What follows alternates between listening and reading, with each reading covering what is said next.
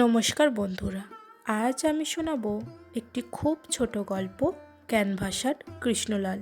গল্পটি লিখেছেন বিভূতিভূষণ বন্দ্যোপাধ্যায়। গল্পটি যদি আপনাদের ভালো লাগে চ্যানেলটিকে সাবস্ক্রাইব করে পাশে থাকবেন। চাকরিটা গেল, এত করেও কৃষ্ণদয়াল চাকরিটা রাখতে পারল না।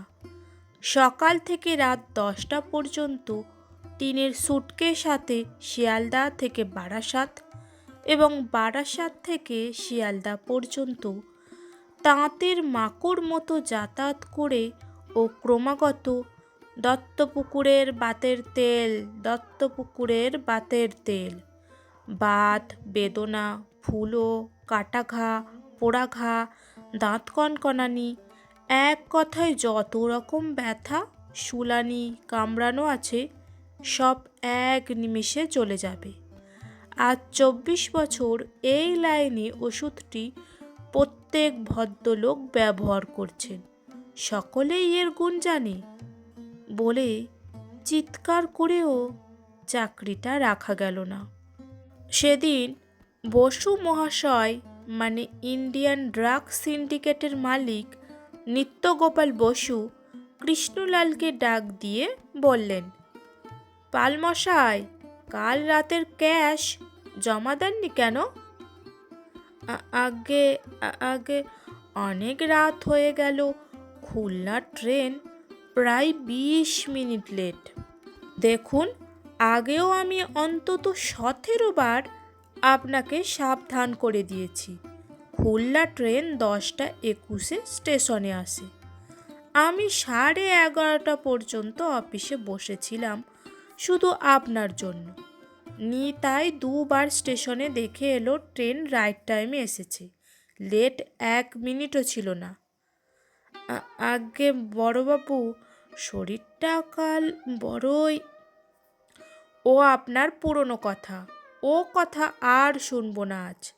যাক, ক্যাশ এনেছেন এখন? কৃষ্ণলাল অপরাধীর মতো বড়বাবুর মুখের দিকে চেয়ে রইল। বলল, ক্যাশটা আনি গে যায়, একটু মুশকিল হয়েছে।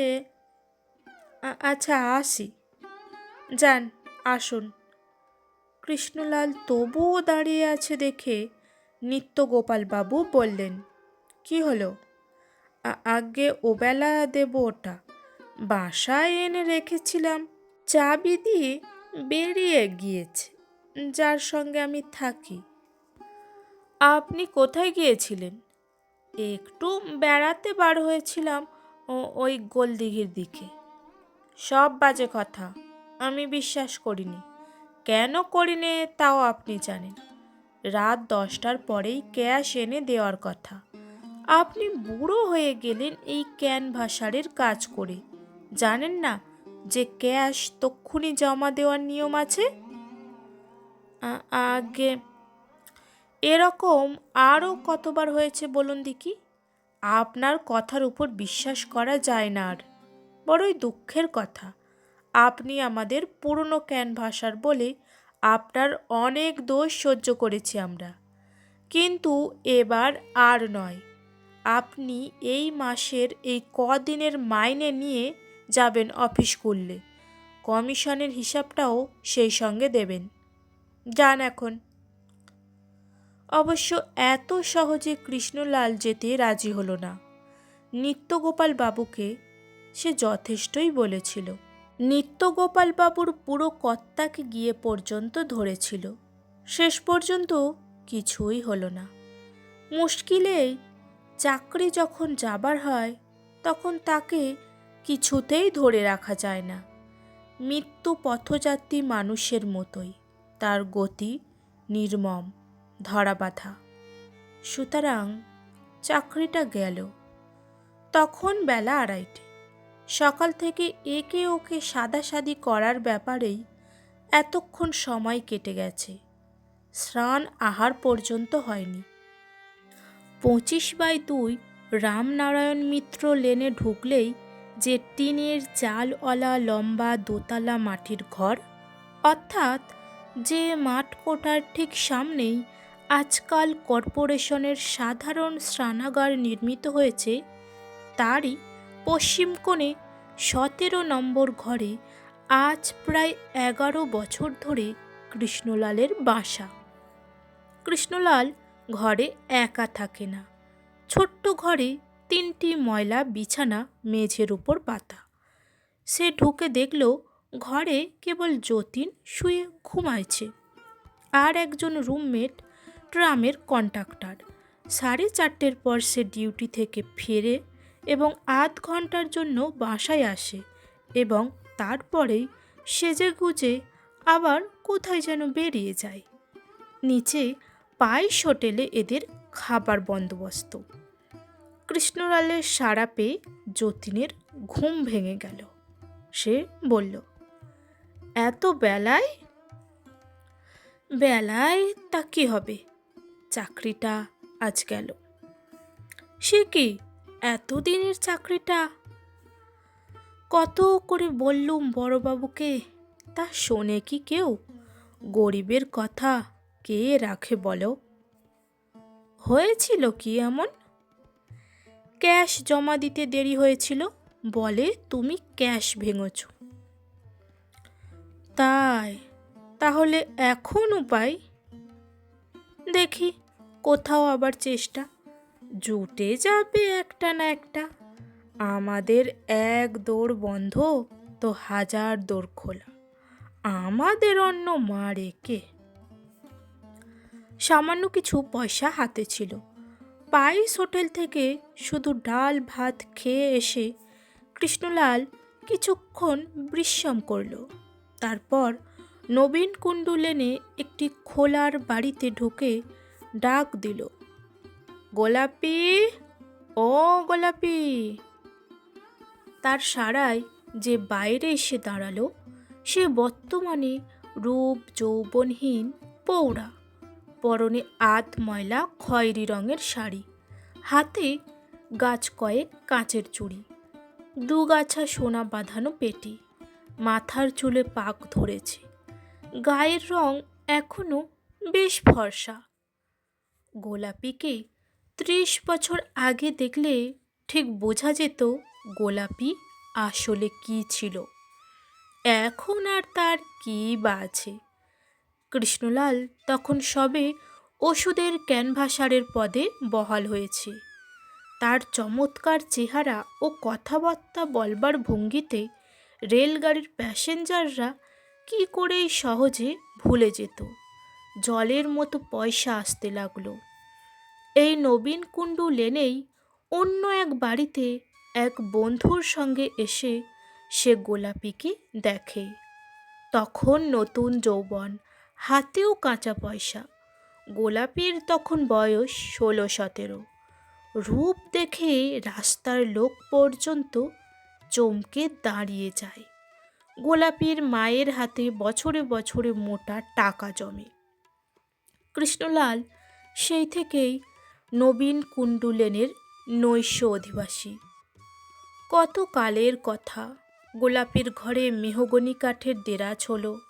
ঘরের দেয়ালে বিলাতি বড় কাঁচ লাগানো আয়না বসল।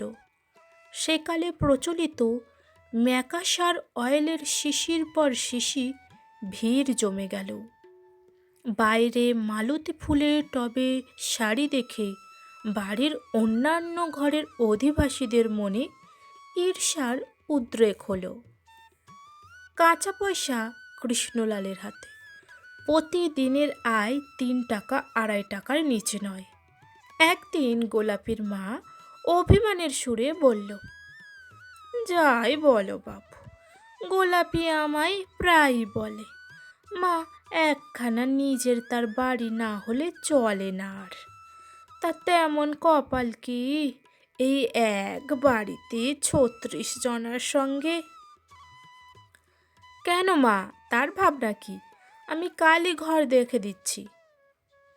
কত টাকা ভাড়ার মধ্যে হবে বলো এই আমাদের পাড়াতে? তা মা তুমি যা বলবে, 20 কি 25 টাকা? 30 টাকার একখানা ভালো বাড়ি এ পাড়াতে আছে। তুমি যদি বলো তাহলে গোলাপির জন্য, হ্যাঁ হ্যাঁ, এ আবার আমায় জিজ্ঞাসা করতে হয় মা? আপনি দেখুন। গোলাপিরা নতুন বাড়িতে উঠে এলো। বড় পাঁচি বলল, ওলো একটু রয়ে সয়ে নিস, দেখিস যেন আবার দড়ি না ছিঁড়ে।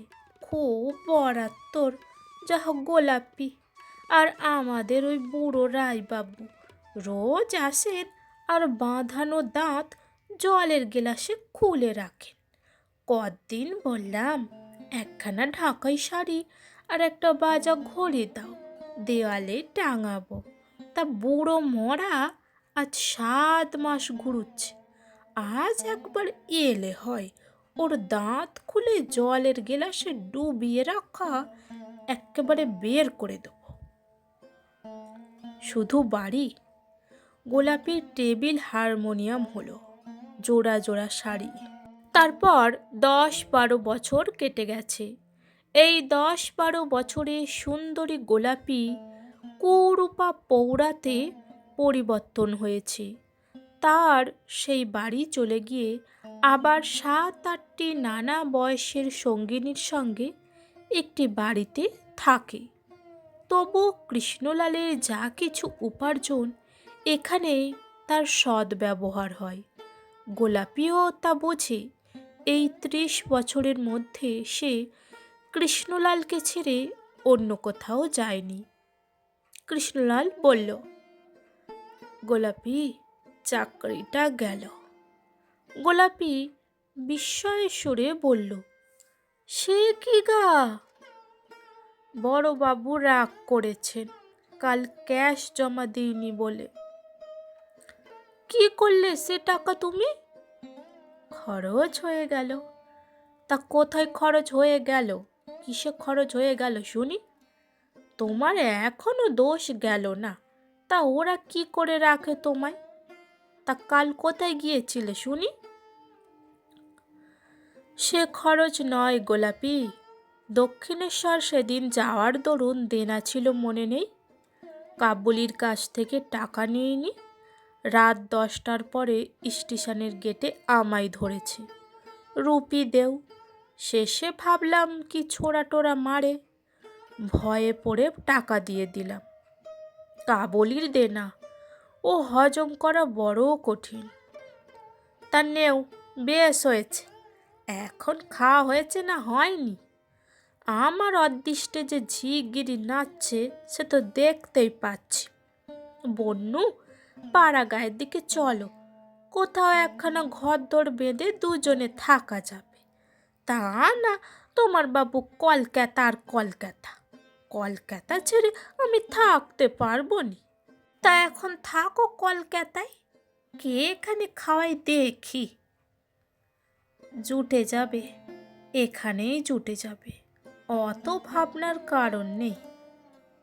তোমার এই বুড়ো বয়সে চাকরি নিয়ে তোমার জন্য বসে আছে। এখন আর কি তোমার হাত পা নেড়ে বক্তিমে করবার গতর আছে নাকি? দেখিয়ে দেব গোলাপি, দেখবি? ভদ্র মহোদয়গণ, এই সেই বিখ্যাত আদি ও অকৃত্রিম দত্তপুকুরের বাতের তেল। এটি ব্যবহারে সর্বপ্রকার বাত বেদনা, মাথা ধরা, দাঁত কনকানানি, ছুলি, কাটা ঘা, পোড়া ঘা। গোলাপি হাসতে হাসতে বলল, থাক গো গোসাই, আর বিদ্যে দেখাতে হবে না। সবাই জানে তুমি খুব ভালো বক্তৃতা দিতে পারো। আহা, কি হাত পা নাড়া ছিঁড়ি, যেন থিয়েটারে অ্যাক্ট করছেন। তাহলে বল, চাকরিতে নেবে কি না? নেবে না আবার? 100 বার নেবে। আমি যাই এখন ঝিগিরি করে নিজের পেট চালাবার চেষ্টা দেখি। নিজেই খেতে পাবে না, তা আমায় আবার খাওয়াবে কোত্থেকে? কি অদৃষ্ট নিয়ে যে এসেছিলাম। কৃষ্ণলাল চলে যাচ্ছে দেখে গোলাপি বলল, বসো, দুটো মুড়ি টুড়ি মেখে দি, খেয়ে একটু চা খেয়ে যাও। অজ্ঞতা কৃষ্ণলাল বসল, বলল, তাহলে বক্তৃতা এখনো দিতে পারি, কি বলো গোলাপি? নেও, আর আদিক্ষে তাই কাজ নেই, দিতে পারো তো। সত্যি কথা যদি বলি তবে তো তোমার আবার পায়া ভারী হয়ে যাবে। কি বলো না গোলাপি, তোমায় বলতেই হবে। বলবো? তোমার মতন অমন কারোর হয় না। আমি তো কতই দেখলাম দাঁতের মাজনের ওষুধের ফেরেওয়ালা আমাদের এই গলির মুখে হারমোনিয়াম গলায় বেঁধে নাচে, বক্তিমা দেয় পোড়ামুখোরা। কিন্তু সেসব ফিরিওয়ালা তোমার মতো নয়। কৃষ্ণলাল রাগের সুরে বাধা দিয়ে বলল, কিসের সঙ্গে কিসের তুলনা? তোকে নিয়ে আর পারিনে দেখছি। তারা হলো গিয়ে ফিরিওয়ালা, আর আমরা হলুম ক্যানভাসার। হারমোনিয়াম পিঠে বেঁধে যারা গান গেয়ে ঘুঙুর পায়ে দিয়ে নেচে বেড়ায়, আমরা কি সেই দলের? অপমান হয়, ওসব কথা আমার আর বলিস না। যাক, ভুল হয়েছে। তুমি এখন ঠান্ডা হয়ে বসে চা খেয়ে নেও। গোলাপির মন আজ খুব খুশি। কতদিন পরে যেন যুবক কৃষ্ণলালের অঙ্গভঙ্গি ও সুন্দর সতেজ গলার স্বর সে আবার শুনল। 30 বছরের অন্ধকার কালো ছেঁড়া পর্দাটা কে যেন টেনে সরিয়ে দিয়েছে। সে যত্ন করে কৃষ্ণলালকে খাওয়ালো। কৃষ্ণলাল চলে যাওয়ার সময় একটা কথা বলল, শোনো, যদি খাওয়া দাওয়ার কোনো কষ্ট হয় তবে আমার কাছে এসে অবশ্যই খেয়ে যাবে। এই বৃদ্ধ বয়সে না খেলে শরীর থাকবে কেন? আমায় কিছু দিতে হবে না এখন। ওই সোনার বেনেদের ঠাকুর বাড়িতেই একটা ঝিয়ের দরকার। সকাল সন্ধে কাজ করব। আমি কাল থেকে সেখানেই কাজে লেগে যাব। তা তোমায় বলাও যা, আর না বলাও তাই। তুমি কি আসবে? তোমায় আমি চিনি কি না? কৃষ্ণলাল হেসে বলল, ভালোই তো, তোর রোজগার এবার খাই দিন কত। সে স্বাদ আমার কাছে অনেক দিন থেকেই। আচ্ছা, তাহলে এখন আসি। ওবেলা হয়তো আসবো সন্ধ্যার পর। তারপর 1 মাস কেটে গেছে, কিন্তু গোলাপির বাড়ি কৃষ্ণলাল আর আসে না। সুখের দিনে গোলাপিকে সে অনেক দিয়েছে, এখন দুঃখের দিনে গোলাপির অন্ন ধ্বংস করবে তেমন বংশে জন্ম নয় কৃষ্ণলালের। বিশেষত দেখতে হবে গোলাপিও পৌরা, ঝিগিরি ভিন্ন। এখন আর তার কোনো উপায় নেই। মেসের ভাড়া বাকি পড়েছিল 2 মাসের। মেসের অধ্যক্ষ কৃষ্ণলালকে ডেকে বলল, কি কৃষ্ণবাবু, আমাদের রেন্টটা কি হবে? আগে ক্ষেত্রবাবু, দেখতেই তো পাচ্ছেন চাকরিটা গেল, হাতে কিছু নেই। এ অবস্থায় ফি মাসে আমি পকেট থেকে ঘর ভাড়া জোগাবো কোথা থেকে, সেটাও তো আপনাকে দেখতে হবে। 2 দিন সময় নিন, তারপর আপনি দয়া করে সিট ছেড়ে দিন, আমি অন্য ব্যবস্থা দেখি। কৃষ্ণলাল পড়ল মহা বিপদে। একে খাবার পয়সা নেই, তার ওপর মাথা গুজবার জায়গাটুকুও ছিল সেটাও আর থাকছে না। 3 দিন কেটে গেল। 2-1টি পূর্ব পরিচিত বন্ধুর থেকে চেয়ে চিনতে 2-4 আনা ধার করে কোনো রকমে পাইস হোটেল থেকে ডাল ভাত খেয়ে রয়েছে। কিন্তু 3 দিন পরে তার সত্যিই অনাহার শুরু হলো। 2 পয়সার ছাতু বা মুড়ি সারাদিনে, শুধু ছাতু, একটু গুড় বা চিনি পর্যন্ত নয়। তারপর পেট পুড়ে জল, কলের নির্মল জল। মেসে ম্যানেজার আবার ডাক দিলেন, বললেন, কিছু হলো? আগে এখনো এই ভাবছি। আমার লোক এসে গেছে, কাল মাসের পয়লা। 2 মাসের ভাড়া পকেট থেকে দিয়েছি, এ মাসেরও দিতে হবে। আমিও ছাপোষা মানুষ মশাই, কত লোকসান হজম করি বলুন তো। আপনি জিনিসপত্র নিয়ে চলে যান, আমার ভাড়ার দরকার নেই। পরদিন সকালে জিনিসপত্র সমেত একটা টিনের ট্যাঙ্ক ও ময়লা বিছানা কৃষ্ণলালকে নিয়ে পথে দাঁড়াতে হলো। বর্ষাকাল, জিনিসপত্র রাখবার মতো জায়গা কোথায় পাওয়া যায়? গোলাপি অনেকবার মেশে খবর নিয়েছে। মধ্যে একদিন 2 ঘন্টা মেসের বাইরে ফুটপাতে বসেছিল তার অপেক্ষায়, কারণ ম্যানেজার তাকে চেনে। মেসে কোনো কুচরিত্রা স্ত্রীলোককে সে ঢুকতে দেয় না। কৃষ্ণলাল দূর থেকে দেখে সরে পড়েছিল। এখন গোলাপির বাড়ি গেলে সে কান্নাকাটি করবে, আটকে রাখতে চাইবে, নতুবা সেখানে জিনিসপত্র রাখা যেত। মেস থেকে কিছু দূরে বড় রাস্তার উপর একটা চায়ের দোকানের মালিকের সঙ্গে কৃষ্ণলালের পরিচয় ছিল বলে কয়ে সেখানে কৃষ্ণলাল জিনিসপত্র আপাতত রেখে দিল। তারপর উদ্দেশ্যহীনভাবে ঘুরতে ঘুরতে হঠাৎ দেখল সে গঙ্গার ধারে অহরিটোলার স্টিমার ঘাটে এসে পড়েছে। সকাল থেকে কিচ্ছু খাওয়া হয়নি। ঘাটের ধারে একটা গাছতলায় হিন্দুস্তানি ফিরিওয়ালা ভুট্টা পোড়াচ্ছে। কৃষ্ণলাল 1 পয়সার একটা ভুট্টা কিনে জলের ধারে বসে সেটি পরম তৃপ্তির সঙ্গে খেল। একটা বিড়ি পেলে খুব ভালো হতো। এই সময় একটি ছোকরা ব্যাগ হাতে এসে তার পাশে ব্যাগটি নামিয়ে পকেট থেকে ঝাড়ন বার করে সিমেন্ট বাঁধানো রকের উপর পাতল। বসতে যাবে এমন সময় ছোকরা হঠাৎ পকেটে হাত দিয়ে কি দেখে একবার চারিদিকে চাইল এবং কাছেই কৃষ্ণলালকে দেখে বলল, একটু দয়া করে ব্যাগটা দেখবেন, 1 পয়সার বিড়ি কিনে আনি। বিড়ি কিনে এনে সে কৃষ্ণলালকে একটা বিড়ি দিল। কৃষ্ণলাল আগেই আন্দাজ করেছিল ছোকরা একজন ক্যানভাসার। এখন জিজ্ঞাসা করল, আপনি বুঝি ক্যানভাসার করেন? আগে হ্যাঁ। কি জিনিস? হাত কাটার তেল, সার্জিক্যাল মলম। বেশ পাওয়া যায়। কমিশন কেমন? ভালোই, খদ্দেরকে হাত কেটে দেখাতে। সঙ্গে ছুরি থাকে, এই যে। ছোকরা জামার আস্তিন গুটিয়ে দেখালো।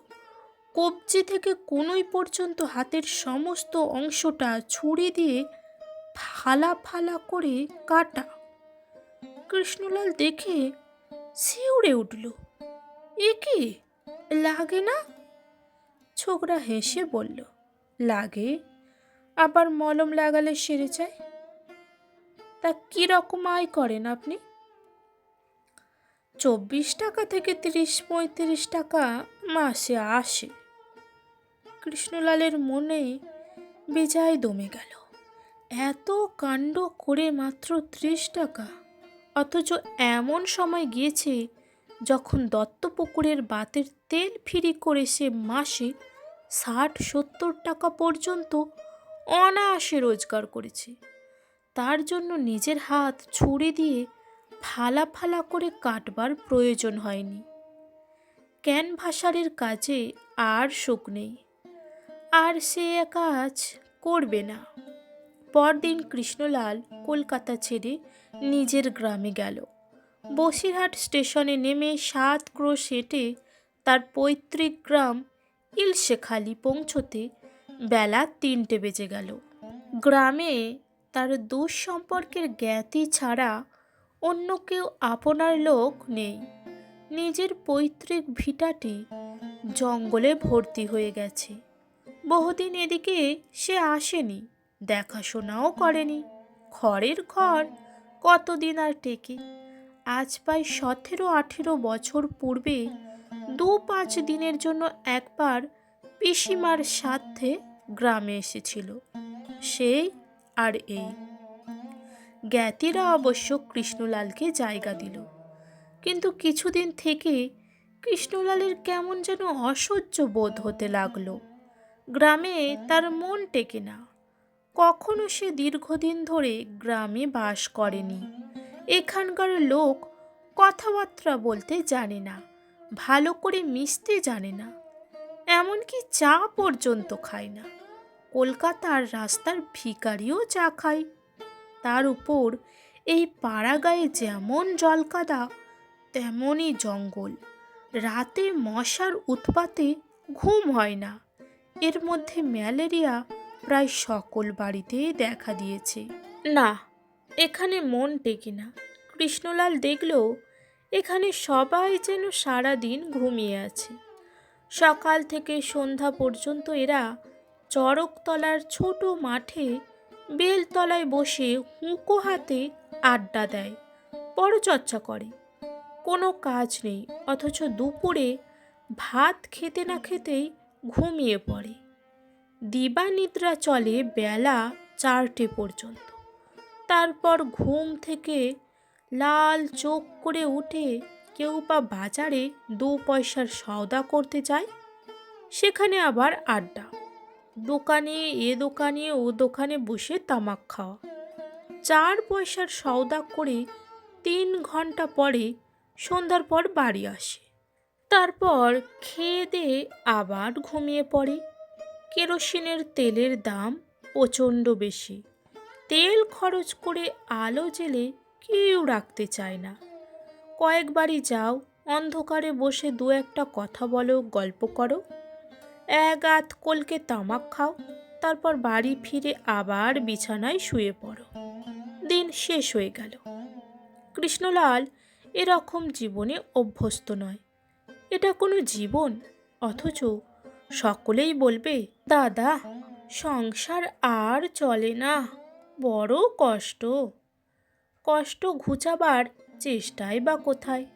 দীর্ঘ 25-30 বছর ধরে সে কলকাতার ভীষণ কর্মব্যস্ত জীবন কাটিয়েছে। এ ধরনের অলস সোমবিমুখ জীবনের ধারণা সে করতে পারে না। সকালে উঠে নিচের তলায় কলে স্নান করে নিতে হয়।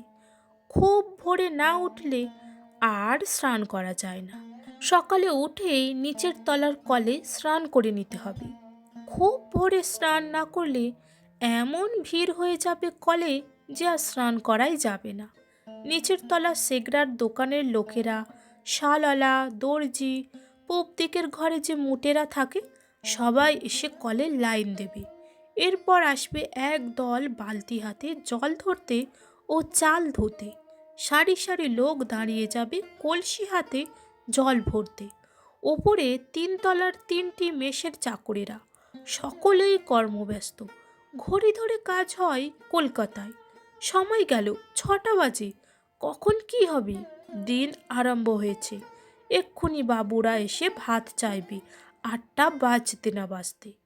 এতটুকু দেরি কারোর সহ্য হবে না। এতটুকু দেরি করলে চলবে কেন? স্নান সেরে কৃষ্ণলাল ব্যাগ হাতে বেরিয়ে পড়বে শিয়ালদা স্টেশনে। প্রথমে 7টা 10-এ বারাসাত, 7টা 25 নৈহাটি, 7:45 রানাঘাট প্যাসেঞ্জার, 8:30 বনগা লোকাল, 8টা 50 দত্তপুকুর, 9টা 10 কেষ্টনগর লোকাল। শুরু হয়ে গেল দিনের কাজ। বাতের তেল, বাতের তেল, বাতের তেল। দত্তপুকুরের বাতের তেল যত রকম বাত, ফুলো, শুলানি, কনকনানি, মাথা ধরা, পেট ব্যথা এর একমাত্র ব্যবহার। ভদ্র মহোদয়গণ, এই ওষুধটি আজ 30 বছর যাবৎ এই লাইনে সুখ্যাতির সঙ্গে বিক্রি হচ্ছে। এই চলল বেলা 12টা পর্যন্ত। 12:55 শান্তিপুর ছেড়ে গেলে তবে সকালের কাজ মিটল। কি জীবন, কি আনন্দ, কি পয়সা রোজগার! কাঁচা পয়সা রোজ আসে, রোজ সন্ধ্যায় উড়ে যায়। যে পয়সা আয় করতে জানে সেই তো জানে খরচ করতে। এতে দুঃখ কি? কৃষ্ণলাল আরও মাসখানেক কোনো রকমে কাটালো। আর চলে না। এই অলস জীবন তার অসহ্য লাগছে। কখনো পা গুটিয়ে কর্মবৃত্তিহীনভাবে এইভাবে সে থাকেনি। বেশি দিন এভাবে থাকলে সে পাগল হয়ে যাবে, নয়তো মরে যাবে। কিন্তু কলকাতায় গিয়ে সে খাবে কি? কোনো উপায় তো দেখা যাচ্ছে না। ইন্ডিয়ান ডাক সিন্ডিকেটে আর চাকরি হওয়ার সম্ভাবনা নেই। তবুও একবার বসু মহাশয়কে গিয়ে ধরলে কেমন হয়? কিছু যদি না জোটে, তবে অহরিটোলার ঘরে সেই হাত কাটা তেলের ক্যানভাসার ছোকরার সঙ্গে দেখা করি। তবে ছুরি দিয়ে নিজের হাতটা ফালা ফালা করে কাটা এ বৃদ্ধ বয়সে হবে না। ক্যানভাসারের চাকরির মতো সম্মানের চাকরি, আরামের চাকরি আর নেই। কিন্তু হাত কেটে দেখিয়ে জিনিস বিক্রি করা, ওতে মান সম্ভ্রম থাকে না। এভাবে গ্রামে বসে থাকাও চলে না। গ্রামেও তো হাওয়া খেয়ে জীবন ধারণ করা যায় না। কেউ কেউ তাকে সামনের বছর 2-1 বিঘে ধান চাষ করার পরামর্শ দিল। কেউ বলল, ডোবার ধারে জমিটা তো পড়েই আছে কেষ্টখুড়ো, তোমারই পৈতৃক জমি, এই শীতকালে মানকচু লাগাও ওটাতে, তবুও হাটে হাটে কিছু ঘরে আসবে সামনের শীতকাল নাগাদ। কৃষ্ণলালের হাসি পায়। কলকাতায় রোজগার যে কী ধরনের, সেখানে ক্যানভাসারের কাজে মাসে যে টাকা একসময় তার আয় ছিল, এখানে গোটা বছর ধরে কচু কুমড়ো বেচেও তার অর্ধেকও সারা বছরে আয় হবে না। এইসব মূর্খরা তা কী করে জানবে? অবশেষে সে একদিন বাক্স বিছানা বেঁধে কলকাতায় এসে হাজির হলো। বাঁচতে হয় তো ভালো করেই সে বাঁচবে। ট্রেনে পুরনো ক্যানভাসারদের সঙ্গে দেখা, নবশক্তি ওষাধালয়, কবিরাজ অনঙ্গমোহন, বিশ্বাস কোম্পানি, ইন্ডিয়ান ডাক সিন্ডিকেট প্রভৃতি ফার্মের সব লোক, সবাই জানে, সবাই খাতির করে। আরে এই যে কেষ্টদা, আজকাল আর দেখিনি যে। কেষ্টদা, কোত্থেকে? বিয়ে থা করলে নাকি এ বয়সে? আজকাল কোন কোম্পানিতে আছেন কেষ্টদা? দেখিনি আর ট্রেনে। জমি জমা দেখতে গেছিলে ভায়া? তা দেখবেই তো, থাকলেই দেখে। আমাদের কোনো চুলোই কিছু নেই, যা করে এই বিশেষ কোম্পানি। হিংসে হয় তোমায় দেখে। 200 টাকা বছরে আয়ের সম্পত্তি, বলো কি? কৃষ্ণলালকে এ বিড়ি দেয়, ও পানের কৌটো খুলে সামনে ধরে। পুরাতন বন্ধুর দল, এদের ফেলে সে এতকাল ঘুমন্ত পুরীতে ছিল কি করে তাই ভাবে। এখানে কাজ আছে, আমোদ আছে, পয়সা রোজগার আছে, তারপর আছে, আর সে কোথাও যাবে না কলকাতা ছেড়ে। মরতে হয় এখানেই মরবে। 15-20 দিন এখানে ওখানে হাঁটাহাঁটি করেও কিন্তু চাকরি পেল না। বসু মহাশয় ঝাড়া জবাব দিলেন। এখন সৃষ্টি চেহারার ছোকরা ক্যানভাসার, লম্বা জুলপি, ঘাড়ের কাছে চুল ছাঁটা, লপেটা জুতো পায়, থিয়েটারের রামের মতো গলা। সবাই এটাই চায়। বয়স হয়ে গেলে, মানে এখন আর বয়স্ক লোকেদের মানুষ চায় না। দরকার হলে তিনি চিঠি লিখে জানাবেন। পুরনো মেসেই উঠেছিল, বারান্দাতে আছে। গোলাপির সঙ্গে দেখা করেনি, এখন করতে চায়ও না। অনাহারে 2 দিন কাটল। অবশেষে একদিন অহরিটোলার ঘাটে গিয়ে হাজির হলো। যদি হাত কাটা তেলওয়ালা সেই ছোকরার সঙ্গে দেখা হয়ে যায়। সে 12:30 স্টিমারে রোজ বালি হতে এখানে আসে। 7-8 দিন ক্রমাগত ঘুরেও কিন্তু ছোকরার দেখা গেল না। কৃষ্ণলালের দুঃখ শেষ সীমানায় এসে পৌঁছেছে, আর চলে না। আচ্ছা, সে ক্যানভাসারই ভুলে যাচ্ছে না তো? আজ কতদিন চাকরি নেই, কতদিন বক্তৃতা দেবার অভ্যাস নেই। চর্চার অভাবে শেষে কিনা ছোকরা ক্যানভাসেররা তাকে অর্থাৎ কৃষ্ণলালকে ছাড়িয়ে যাবে। সেদিন কৃষ্ণলাল নিজের টিনের ছোট সুটকেসটি হাতে নিয়ে ডালহৌসি স্কোয়ারের মোড়ে দাঁড়িয়ে হাত পা নেড়ে ক্যানভাসারের বক্তৃতা জুড়ে দিল। চর্চা রাখা দরকার। তাছাড়া সে নিজের শক্তি পরীক্ষা করতে চায়। খরিদ্দার জোটে কিনা সে একবার দেখবে। এখনও তাহার যা গলা আছে থিয়েটারের রামের মতো গলাওয়ালা কোন ছোকরা ক্যানভাসার তার সঙ্গে পাল্লা দেবে শুনি? সে দেখতে চায়। দত্তপুকুরের বাতের তেল ব্যবহারে সর্বপ্রকার বাত বেদনা, মাথা ধরা, দাঁত চুলানি, হাত বেদনা, পিঠ বেদনা। ভদ্র মহোদয়গণ, এই ওষুধটি আজ 30 বছর ধরে এই লাল দিঘির মোড়ে। কৃষ্ণলাল মিনিট 5-6 পরেই সগর্বে একবার চারিদিকে চেয়ে দেখল, বেশ ভিড় জমে গেছে। একজন ভিড় ঠেলে কাছে এসে বলল, আমায় একটা ছোট ফাইল। কৃষ্ণলাল গম্ভীরভাবে বলল, আমার কাছে ওষুধ নেই। আমি বসু ইন্ডিয়ান ডাক সিন্ডিকেট পাবলিসিটির ডিপার্টমেন্টের লোক। যাদের দরকার হবে তারা 106-এর সি হরিধন পোদ্দারের লেনে বসু ইন্ডিয়ান ডাক সিন্ডিকেটের অফিসে আমার নামের এই স্লিপটি নিয়ে যান। এটি দেখালে 4 আনা করে কমিশন পাবেন। দাঁড়ান, আমি লিখে দিচ্ছি। দিন 5-6 কাটল। কৃষ্ণলালের নেশা ধরে গেছে। সে বেলা 3টের সময় রোজ সুটকের সাথে ডালহৌসির মোড়ে গিয়ে বক্তৃতা দেয়। অফিস ফেরতা লোকের ভিড় করে শোনে। সেদিন কৃষ্ণলাল দাঁড়িয়ে দত্তপুকুরের বাতের তেলের গুণ ব্যাখ্যা করছে। এমন সময় একজন ভদ্রলোক ভিড় ঠেলে একবার তার সামনে এসে দাঁড়ালো। কৃষ্ণলাল চমকে উঠল। বসু ডাক সিন্ডিকেটের মালিক নিত্যগোপাল বসু মহাশয় স্বয়ং তার কাছে এসেছে। কৃষ্ণলালের দিকে স্থির দৃষ্টিতে চেয়ে আছে। বলল, শুনুন একবার এদিকে। কৃষ্ণলাল ভিড়ের পাশ কেটে কিছু দূরে বসু মহাশয়ের সঙ্গে গিয়ে অপ্রতিভের মতো দাঁড়ালো। বসু মহাশয় বললেন, এ কি হচ্ছে শুনি? কৃষ্ণলাল অপরাধীর মতো মাথা চুলকে চুলকে বলল, আগে আগে একবার চর্চাটা রাখছি নইলে। বসু মহাশয় বললেন, তাই তো বলি, এ কি কাণ্ড! গত দিন 5-6-এর মধ্যে অফিসে আপনার নামে স্লিপ নিয়ে বোধ হয় 100 কি 150 খদ্দের গিয়েছে। এত ওষুধ বিক্রি গত মাসের মধ্যে হয়নি। একে তো এই ডাল সিজন যাচ্ছে। আমি তো অবাক।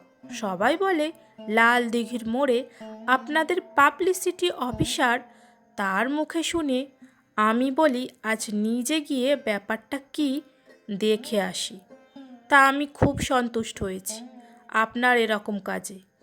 কৃষ্ণলাল বিনীতভাবে বলল, আগে ভাবলাম ছোকরা ক্যানভাসারদের মতো থিয়েটারি রামের গলা কোথায় পাবো, তবুও একবার দেখি। বসু মহাশয় বললেন, শুনুন, ওসব থাক। আপনি আজই অফিসে আসুন এক্ষুনি। আপনাকে আজ থেকে হেড ক্যানভাসার অ্যাপয়েন্টমেন্ট করলাম। 60 টাকা মাইনে পাবেন আর কমিশন। শুধু তদারক করে বেড়াবেন কে কেমন কাজ করছে, আর ছোকরাদের একটু তালিম দিয়ে দেবেন, বুঝলেন না? আসুন আমার গাড়িতে। সন্ধ্যাবেলা নবীন কুণ্ডু লেনে খোলার ঘরের সংকীর্ণ রোয়াকে গোলাপি ক্যানেস্তা কাটা তোলা উনুনে আঁচ দিয়ে প্রাণপণে পাখার বাতাস করছে। এমন সময় বাইরে কে পরিচিত গলায় ডাকল, গোলাপি, ও গোলাপি, বাইরে এসে জিনিসগুলো ধরো দেখি, হাত ভেড়ে গিয়েছে। আমার এই ছোট্ট নিবেদন আপনাদের যদি ভালো লেগে থাকে তাহলে চ্যানেলটাকে সাবস্ক্রাইব করতে ভুলবেন না কিন্তু। ধন্যবাদ।